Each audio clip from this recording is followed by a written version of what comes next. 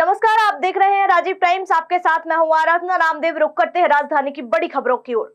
Bhopal collector Kaushalendra Vikram Singh ने जिले में भिक्षावृत्ति को पूरी तरह प्रतिबंधित कर दिया है। अब न केवल भीख मांगना बल्कि भीख देना भी अपराध माना जाएगा। भोपाल के सभी सार्वजनिक स्थानों पर यह आदेश लागू किया गया है। यदि कोई व्यक्ति भिक्षुक को भोजन, पैसा या अन्य कोई वस्तु देता है या उनसे कुछ खरीदता है तो उस पर कानूनी कार्रवाई की जाएगी। इस आदेश के पीछे उद्देश्य है कि भीख मांगने की प्रवृत्ति पर रोक लगे और जरूरतमंदों को सही सहायता मिल सके। इंदौर में पहले से ही इस प्रकार की सख्ती की जा रही है। तो वही रुक करते हैं अगली खबर की ओर, जहां भोपाल जिला प्रशासन ने ध्वनि प्रदूषण को रोकने के लिए नए नियम लागू किए हैं। रात 10 बजे के बाद लाउड स्पीकर और डीजे बजाना पूरी तरह प्रतिबंधित रहेगा। भोपाल कलेक्टर कौशलेंद्र विक्रम सिंह ने धारा 163 के तहत आदेश जारी कर दिया है और कहा है कि रात में ध्वनि विस्तारक यंत्रों का प्रयोग नहीं किया जाएगा। डीजे संचालकों को लाइसेंस लेना अनिवार्य होगा और सार्वजनिक कार्यक्रमों में सिर्फ 2 घंटे की अनुमति मिलेगी। नियमों का उल्लंघन करने पर जुर्माना और कानूनी कार्रवाई की जाएगी। ये नियम ध्वनि प्रदूषण को नियंत्रित करने और लोगों को शांति देने के लिए लागू किए गए हैं। वहीं मध्य प्रदेश सरकार ने मेधावी छात्रों को प्रोत्साहित करने के लिए एक नई योजना की घोषणा की है। 5 फरवरी को 7,900 छात्रों को ई-स्कूटी दी जाएगी। राज्य सरकार ने 75% से अधिक अंक लाने वाले छात्रों को लैपटॉप देने की योजना बनाई है। छात्रों के बैंक खातों में सीधे लैपटॉप की राशि जमा की जाएगी। इस योजना को लागू करने का उद्देश्य छात्रों को डिजिटल शिक्षा के लिए प्रोत्साहित करना है। यह योजना भाजपा के संकल्प पत्र का हिस्सा थी, जिसे अब सरकार ने साकार किया है।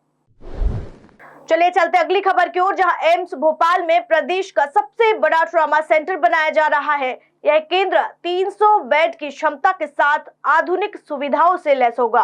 प्रदेश सरकार 295 करोड़ की लागत से इस ट्रॉमा सेंटर का निर्माण करा रही है, तो यहाँ मॉडर्न और हाइब्रिड ऑपरेशन थिएटर की सुविधा भी मिलेगी। ट्रॉमा मरीजों को त्वरित और बेहतर इलाज देने के लिए सेंटर अत्यधिक महत्वपूर्ण साबित होगा।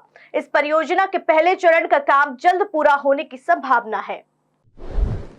वही वन विहार राष्ट्रीय उद्यान में एक और दुखद घटना हुई है। 8 वर्षीय बाघ छोटा भीम की मौत के बाद एक और मादा तेंदुआ शावक की भी मौत हो गई है। यह तेंदुआ शावक कोलार रोड पर घायल अवस्था में मिला था और इलाज के दौरान उसकी मौत हो गई। वन विभाग ने जांच के आदेश दिए हैं और विशेषज्ञों की एक टीम मौत के कारण का पता लगाने में जुटी है। वन विहार में वन्य जीवों की लगातार हो रही मौतों से प्रशासन की कार्य प्रणाली पर सवाल उठने लगे हैं। तो चलिए चलते अगली खबर की ओर, जहां मुख्यमंत्री डॉक्टर मोहन यादव हरदा जिले के छिपानेर में 316 करोड़ 20 लाख के विकास कार्यों का लोकार्पण और भूमि पूजन करेंगे। तो वही मुख्यमंत्री 130 करोड़ 32 लाख की लागत से 21 नए कार्यों का भूमि पूजन करेंगे, जबकि 185 करोड़ 67 लाख की लागत से 97 कार्यों का लोकार्पण किया जाएगा। इसके अलावा नर्मदा नदी के तट पर 11 करोड़ 7 लाख रुपए से निर्मित घाट का उद्घाटन भी किया जाएगा। तो वही रुक करते अगली खबर की ओर, जहां मध्य प्रदेश सरकार ने राज्य भर के प्राइवेट कॉलेजों की जांच का फैसला किया है। यह निर्णय मुरैना के एक फर्जी कॉलेज के पकड़े जाने के बाद लिया गया है। उच्च शिक्षा विभाग ने सभी जिलों में सरकारी कॉलेजों के शिक्षकों की टीम बनाकर वेरिफिकेशन करने के आदेश दिए हैं। कॉलेजों को अपने भवन और स्टूडेंट्स की पूरी जानकारी देनी होगी। निरीक्षण दल की रिपोर्ट अतिरिक्त संचालक उच्च शिक्षा को सौंपी जाएगी। इससे शिक्षा व्यवस्था में पारदर्शिता बढ़ेगी और फर्जी संस्थानों पर रोक लग सकेगी। तो वहीं मध्य प्रदेश में यातायात व्यवस्था को सुधारने के लिए बड़े स्तर पर कार्य किया जा रहा है। इंदौर, भोपाल, देवास, ग्वालियर, जबलपुर और सतना में एलिवेटेड कॉरिडोर बनाए जा रहे हैं। 2,416 करोड़ की लागत से 24 सड़क परियोजनाओं पर काम किया जा रहा है।